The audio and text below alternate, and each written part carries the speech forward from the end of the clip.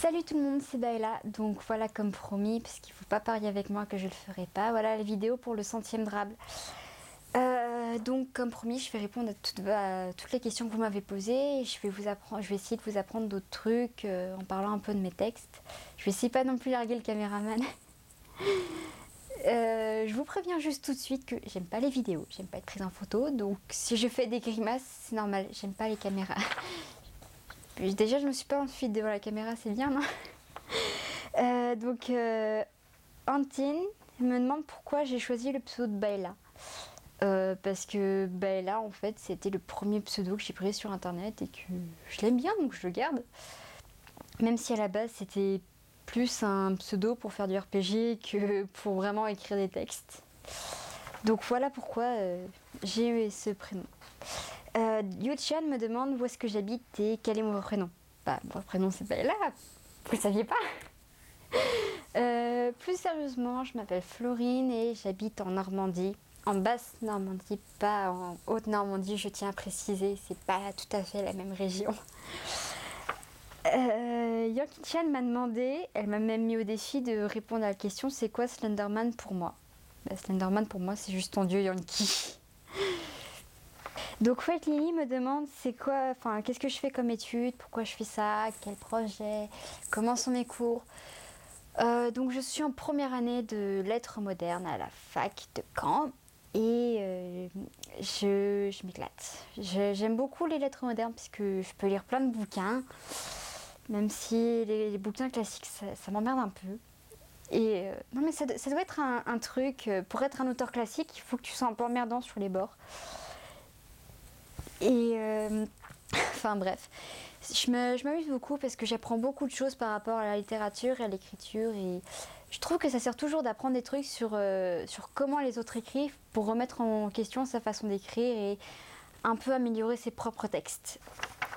Ensuite, Eclipse me demande de montrer mes cartes parce que pour ceux qui ne le sauraient pas, je tire les cartes quoi, vrai, pour de vrai. Et donc elle m'a demandé de vous les montrer. Alors, j'ai deux tarots. Donc j'ai un tarot de Marseille qui est un peu mort, le pauvre, à force de se faire trimballer à droite à gauche. Donc si vous voulez commencer à tirer les cartes pour de vrai, faut prendre ou jouer à Cana tout simplement. Évitez juste de piquer l'autre je crois que votre fond va pas du tout aimer. Enfin, commencez par le tarot de Marseille, c'est le plus facile. C'est souvent d'ailleurs celui qu'on conseille pour les débutants. Et ensuite, j'en ai acheté un autre sur les métamorphoses. Je pense que vous l'avez compris dans mes textes, l'idée de métamorphose, de dualité, tout ça, c'est un truc c'est un sujet que j'aime bien.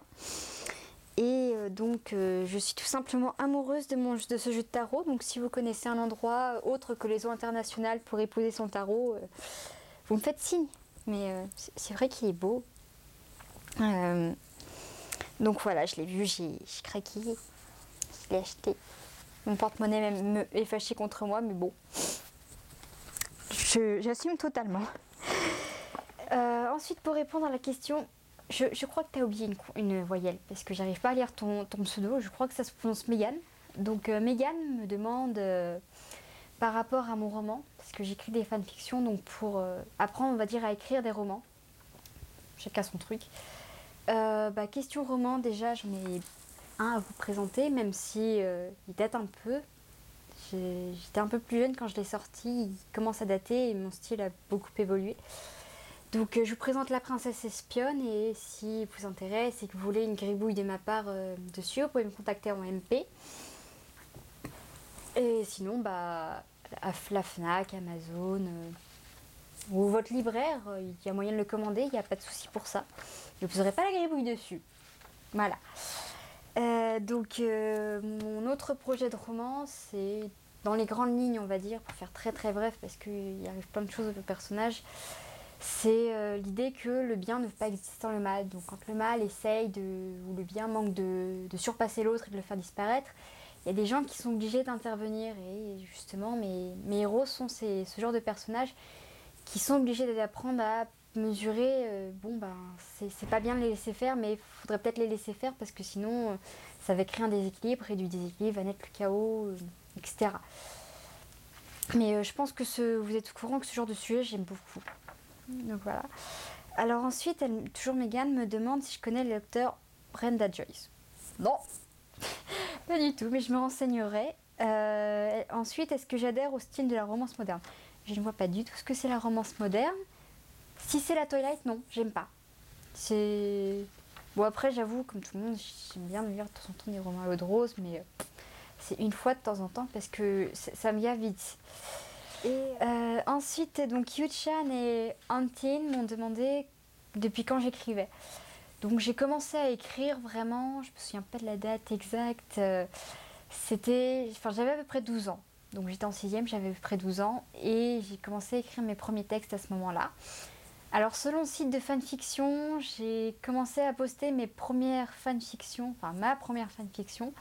Je l'ai postée vers août 2009, donc c'était à peu près quand j'avais aussi 12 ans, ça fait un moment.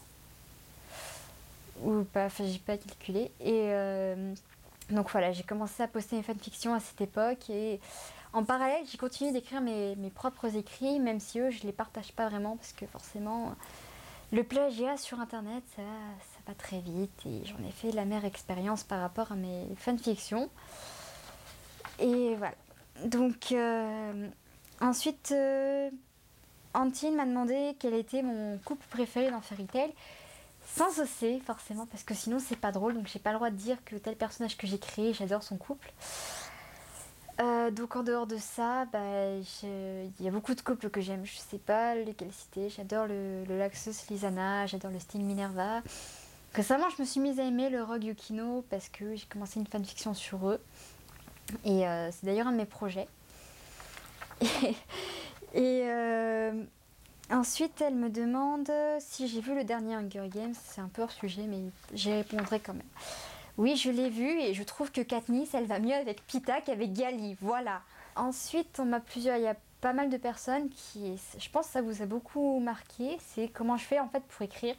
Parce que j'ai les cours à côté et je poste bien souvent il y a même une époque où je postais 3 chapitres par semaine, c'est-à-dire les drables plus le chapitre d'une fanfiction. Donc en fait c'est très simple, c'est que vous par exemple quand vous lisez le premier chapitre d'une fanfiction, moi je suis déjà en train de bosser sur le 4e voire le 5e chapitre. C'est-à-dire que j'attends d'avoir plusieurs chapitres de près pour pouvoir écrire et comme ça je peux prendre mon temps. S'il y a une semaine où j'arrive pas à finir le chapitre, et c'est pas grave parce que je peux me permettre un peu d'avance. Et c'est comme ça notamment que je fais pour proposer des fanfictions et c'est une façon de vous... Enfin par respect pour vous aussi, c'est une façon de poster souvent. C'est-à-dire, je vais pas poster un chapitre une fois toutes les 3 semaines, puis toutes les 2 semaines. Je préfère poster une fois par semaine en ayant pris de l'avance. Comme ça, je sais que pour vous, c'est aussi plus facile à suivre parce que vous n'avez pas tous les jours à vous connecter et à venir sur le site en vous disant « la poster ou pas ?» Autre question qu'on m'a souvent posée, c'est elles te viennent d'où toutes tes idées? Déjà, je suis une grande lectrice, donc les pavés, je me les enfile. Si vous voulez, par exemple, le dernier Harry Potter, donc le 7 qui est épais comme ça, je l'ai lu en même pas une soirée. Donc voilà, je lis beaucoup, donc j'ai beaucoup d'idées, de façons de faire venir des idées qui me viennent des livres. Et il y a aussi beaucoup d'idées qui me viennent de mon quotidien. Donc pour anecdote, je sais pas si vous vous en souvenez, la fois où je vous ai raconté en rigolant avant un drab que j'avais croisé Sting et Rogue dans le tram en allant à la fac, et je me suis dit, mon Dieu, les personnages commencent à me suivre. Il y a beaucoup de questions comme ça, je marche dans la rue, je vois un truc et je me dis, mon cerveau enregistre l'idée et plus tard en écrivant la fanfiction, je ressors, ou dans mon roman, je ressors l'idée. Et voilà, comme tout le monde je pense, mes principales idées ça vient de ce que je vis. Et il y a d'ailleurs quelques personnes qui me connaissent, on va dire un peu vraiment dans la vraie vie, qui lorsqu'elles me parlent puis qu'elles lisent mes textes, elles sont là, mais c'est toi. Il y a une amie une fois qui m'a lu et qui m'a dit mais c'est horrible parce que quand je lis, je t'entends parler, c'est toi qui parles. Et voilà, donc comme tous les auteurs, en fait, ce que j'écris, c'est plus ou moins ce que je vis, tout simplement. Donc après, c'est quand même le sujet de la vidéo, donc je vais vous parler un peu de mes fanfictions. Donc j'écris surtout sur Fairy Tail, même si au début j'avais commencé sur Senseiya, parce que Senseiya ça a été mon premier manga. Et après j'ai découvert Fairy Tail, et puis petit à petit j'ai abandonné Fairy Tail, parce qu'en fait Senseiya c'était un manga arrêté. Donc j'avais pas autant de choses pour rebondir. Donc voilà, je suis restée sur Fairy Tail, mais j'aimerais plus tard reprendre un peu sur Senseiya. Donc par rapport à mes fics, les fics un peu marquantes, elles ont toutes été. Bébé, enfin la fanfiction Bébé, donc avec Kana enceinte, elle m'a beaucoup marquée parce que c'était la première fois qu'on me plagiait, tout simplement. En fait, j'étais sur fanfiction.fr où je suis aussi, même si je suis moins active. Et en fait, un jour, je vois une fanfiction et je me dis, ah bah tiens, le résumé me rappelle une de mes fics. Donc je vais voir dessus et en fait, mis à part le titre de la fanfiction et enfin on avait copié mon texte. Donc voilà, je m'adresse aux gens. Non, si vous copiez un texte et que vous le mettez sur un autre site, si vous précisez pas que c'est pas vous qui l'avez écrit dans le fichier, je dis ça parce que ça m'est arrivé sur d'autres textes, c'est du plagiat. Je suis pas payée pour ces textes, donc j'ai pas envie de vous attaquer en justice parce que vous m'avez plagié, même si théoriquement j'ai le droit. Mais c'est pas sympa parce que je passe du temps sur mes textes, je m'investis beaucoup pour certains textes. Et franchement, tomber sur presque par hasard ou que quelqu'un vienne vous voir en vous disant oh machin sur telle plateforme il t'a plagié, j'aimerais bien en passer. Donc je vous préviens tout ça, clairement, la prochaine fois que je tombe sur un truc de plagiat, je vais pas être sympa.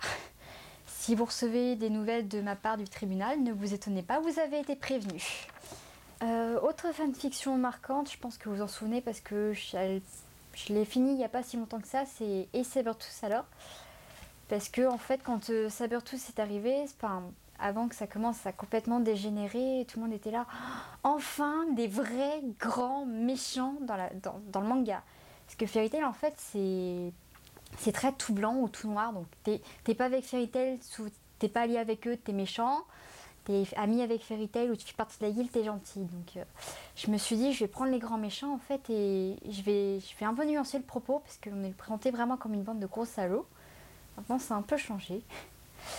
Et donc je me suis dit je vais reprendre en fait tout le manga à partir à peu près du moment où on les voit vraiment.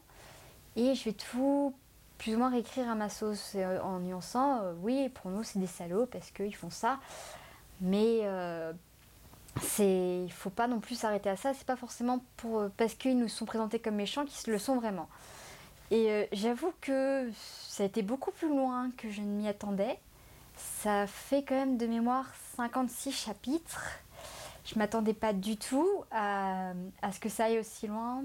Parce que, je veux dire, pour un chapitre, il m'arrivait souvent d'utiliser 2 ou 3 chapitres, surtout au début, par rapport à ce que Mashima en faisait. Et puis petit à petit, je me suis rendu compte, 10 chapitres, 20 chapitres, 30... Ouf, faudrait peut-être que je m'arrête à un moment. Et voilà, je me suis quand même beaucoup amusée et je pense que c'est surtout comme ça que beaucoup d'entre vous m'ont connue. J'ai l'impression qu'on a surtout commencé à me connaître parce que j'ai écrit notamment sur Sabertooth. Puis il y a une autre fille qui m'a fait, je pense, connaître, c'est Pour toi. Ça a été, on va dire, quand je l'ai sorti, l'Axos Lezana, c'était pas le couple, personne quasiment n'y avait pensé. Et donc quand je l'ai sorti, il y a beaucoup de gens qui m'ont dit pourquoi t'as fait ce couple sérieusement. Et en fait les gens se sont rendus compte que si c'était plausible et que ça rendait même très bien parce que contrairement à beaucoup de couples qu'on peut voir, les personnages se connaissent déjà, ils vont pas tomber amoureux au premier coup d'œil. Et j'avoue que j'étais quand même très contente du résultat et d'ailleurs j'étais très étonnée du nombre de commentaires que vous m'avez laissés parce que c'était juste une idée comme ça, je me suis dit je la fais mais pour le plaisir quoi et puis vous avez suivi donc d'ailleurs je vous en remercie de suivre dans mes délires. Un autre projet de fic que je me suis beaucoup amusée à faire c'était mes recueils pour la Crack Paywing Week. Donc il y avait 3 recueils sur 3 couples différents, donc il y avait le Laxus Lizana parce que je l'adore, le Sting Minerva parce que je sais pas, je me suis dit que ça serait sympa, même si eux c'était pas facile d'écrire sur eux parce que c'est un peu compliqué. Puis il y avait le Rogue Yuna parce que j'aime bien ce couple même si Yuna n'apparaît pas dans le manga. Et peut-être un jour j'arriverai à économiser assez pour racheter les droits à Mashima et je pourrais rendre ce couple officiel, mais non, pour le moment non. Donc je me suis pris un peu une tollée parce que j'ai posé ça, 3 recueils différents pendant les vacances, donc il n'y a pas tant de monde qui a suivi, mais tant pis, je me suis bien amusée à le faire et bon, même si j'ai pas été jusqu'au bout, je me suis bien amusée, mais vous pouvez quand même laisser des commentaires quoi. autre fanfiction qui est en cours, c'est Sans Guilde avec N. Alors je précise parce que ça n'apparaît pas sur le site, je sais pas pourquoi, mais normalement, entre Sans Guilde et avec N, il y a un petit point virgule.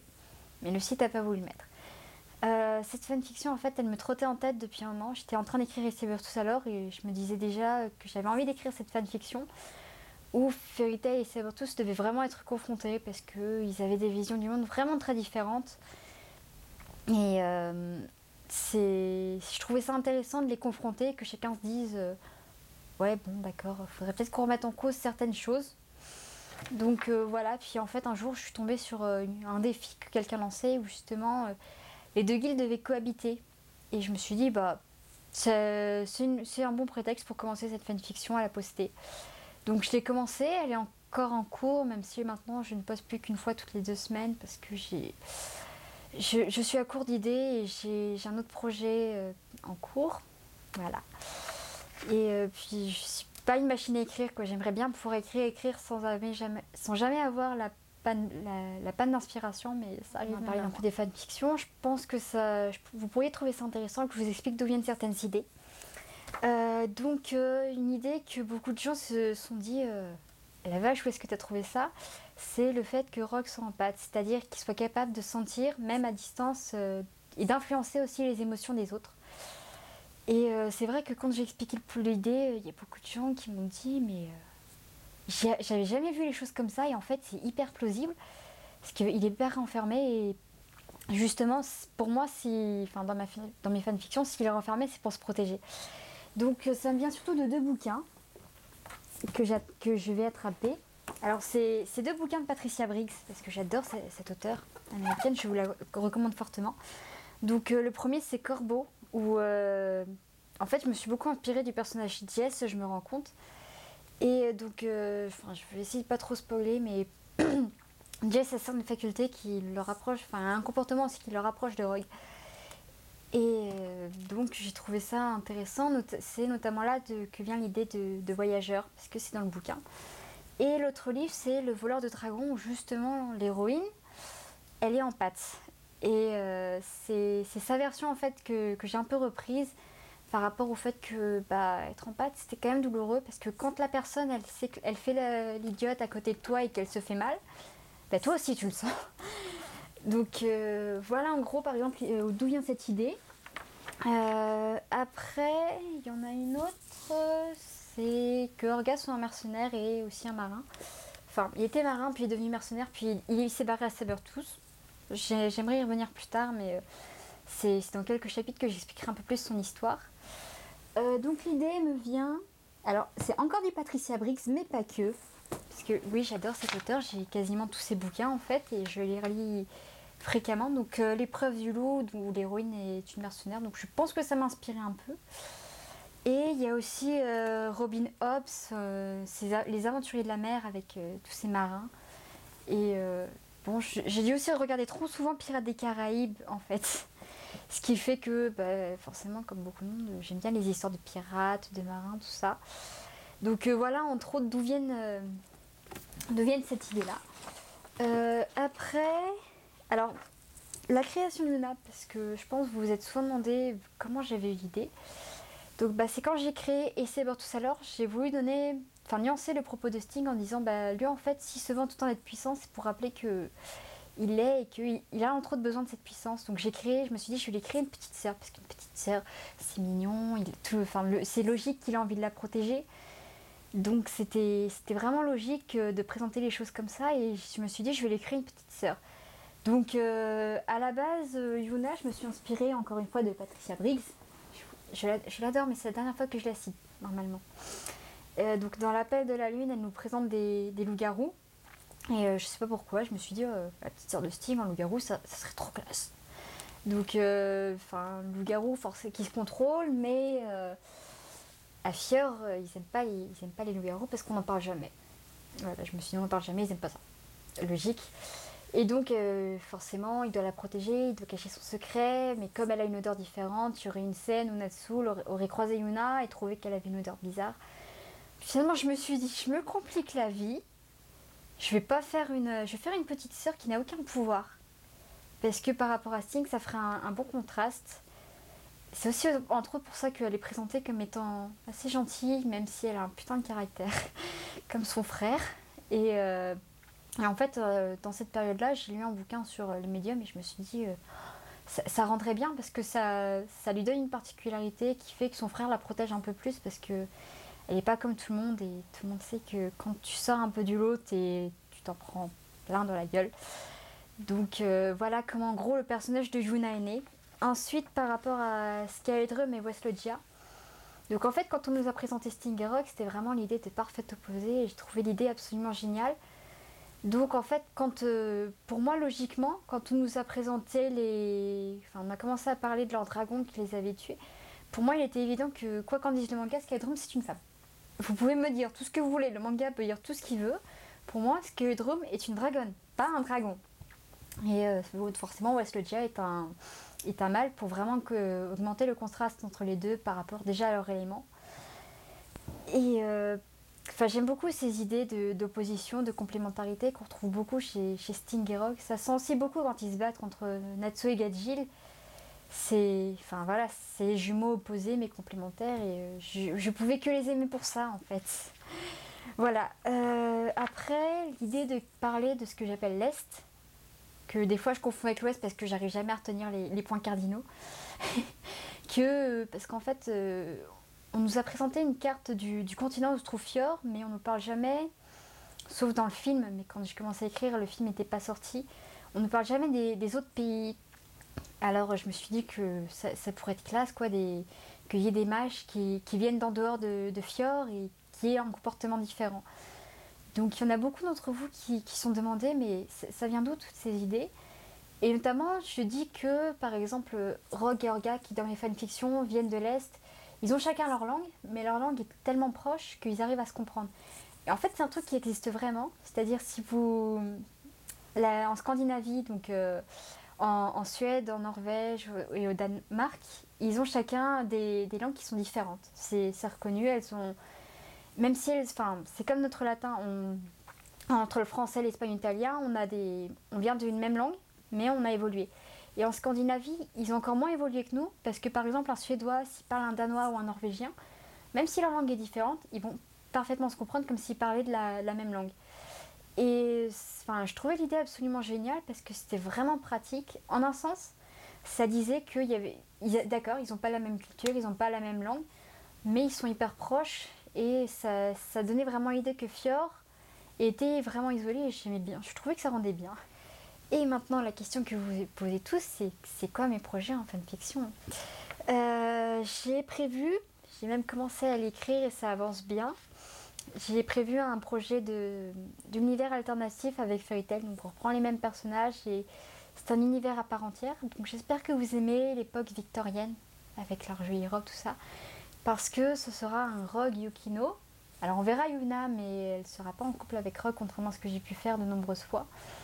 Et donc vous aurez un Rogue Yukino sur une atmosphère un peu victorienne. Bon, il y aura quand même de la magie des dragons.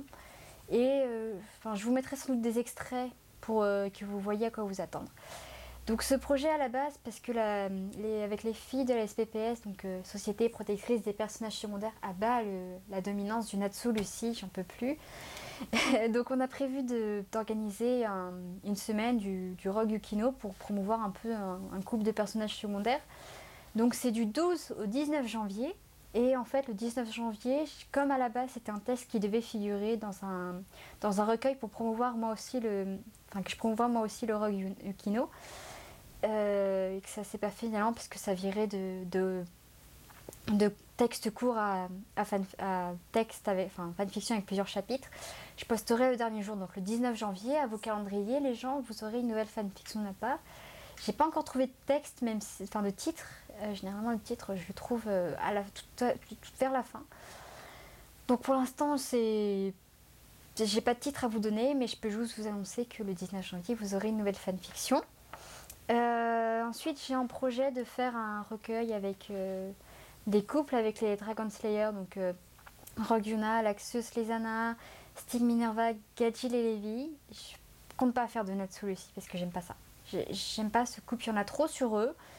Ils écrasent les autres couples et j'aime pas en fait, j'aime pas les personnages. Par rapport à ce qu'ils font dans le manga, ce qu'ils font dans les fanfictions, je les aime pas.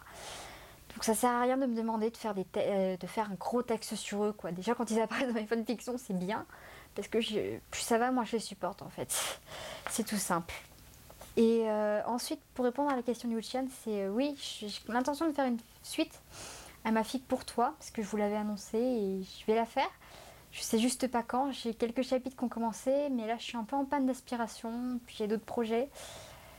Mais j'arriverai un jour à vous faire une suite sur cette fanfiction, voilà. Et bon, je vous ai déjà annoncé que je voulais me relancer un peu dans Senseiya, et peut-être qu'un jour je me déciderai à me lancer dans Dick Rayman, mais ça c'est pas sûr. Mais pour l'instant, voilà ce qu'il en est mes projets. Donc voilà, c'était un peu tout ce que j'avais à vous raconter. Je vous remercie d'avoir regardé la vidéo, de laisser des commentaires ou de simplement suivre ce que je fais, ça me fait vraiment plaisir. Voilà, et donc je vous remercie d'avoir pu me permettre de poster quand même autant de chapitres dans un recueil et d'avoir été si content, si enthousiasmé par l'idée de la vidéo. Voilà, merci.